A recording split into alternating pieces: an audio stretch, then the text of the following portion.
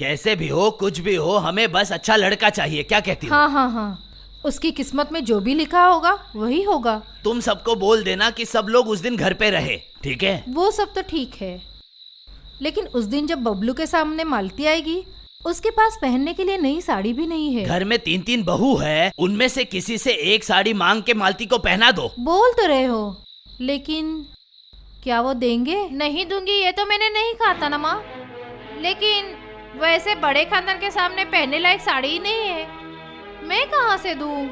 आप मजली बहू से पूछो ना, उसके पास बहुत सारी साड़ियाँ हैं। मेरे पास अच्छी साड़ी है कि नहीं, अपने बेटे से पूछ लीजिए। शादी के बाद कितनी साड़ियाँ खरीद के दी है उसने। जो कमाता है सब घर पे ही तो लगा देता है वो। अच्छा होगा आप अपनी छोटी बहू से बात कर, उसने काफी साड़ियाँ छुपा रखी हैं कहीं। हाँ कुछ अच्छी साड़ियाँ हैं मेरे पास, पर मैं खुद ही नहीं पहन रही हूँ। आपका बेटा जब मुझे दार्जिलिंग घुमाने ले जाएगा वो सब वही पहनूंगी। कोई भी एक साड़ी दे दो, वो एक ही बार पहनेगी। नहीं माँ, साड़ी मैं नहीं दे सकती। वैसे आपका बबलू तो मालती को देखने आ रहा है, साड़ी देखने तो नहीं आ रहा। इसका मतलब घर में 3 बहू होते हुए भी वो पुरानी गंदी साड़ी पहनेगी? हाँ, मेरे पास जो है मैं वही पहनूंगी। घर की काम वाली को इस घर में इससे अच्छी साड़ी नसीब नहीं होती, ये बात इंद्र जी को अच्छे से समझ लेनी चाहिए। तो पिताजी पे नाराज क्यों हो रही है? क्या ये नहीं चाहते कि बबलू तुझे पसंद करे? नाराज कहाँ हूँ मैं तो हैरान हूँ माँ। इतना तमाशा होने के बाद भी आप लोग मेरी शादी के पीछे पड़े हैं। अच्छा लड़का होने से कुछ नहीं होता, शादी के लिए पैसा चाहिए, और इतने सारे पैसे पिताजी।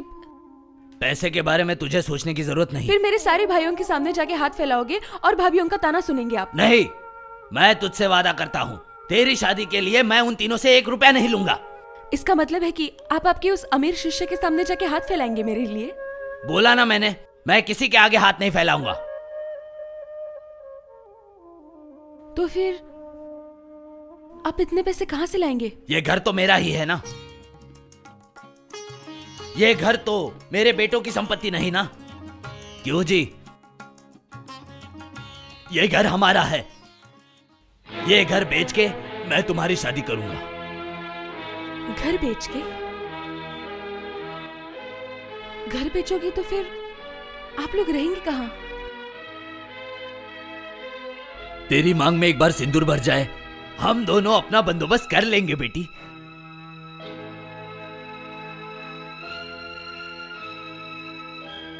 मेरे पास तो पैसे नहीं, लेकिन गांव में विद्यार्थियों की तो कमी नहीं ना, और मैं आज भी बच्चों को पढ़ा सकता हूं बेटी।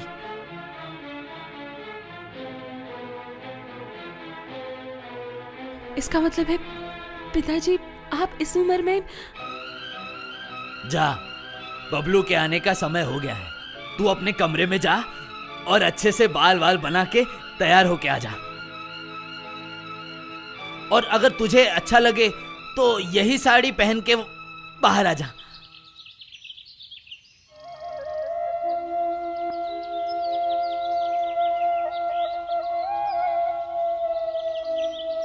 जा बेटी।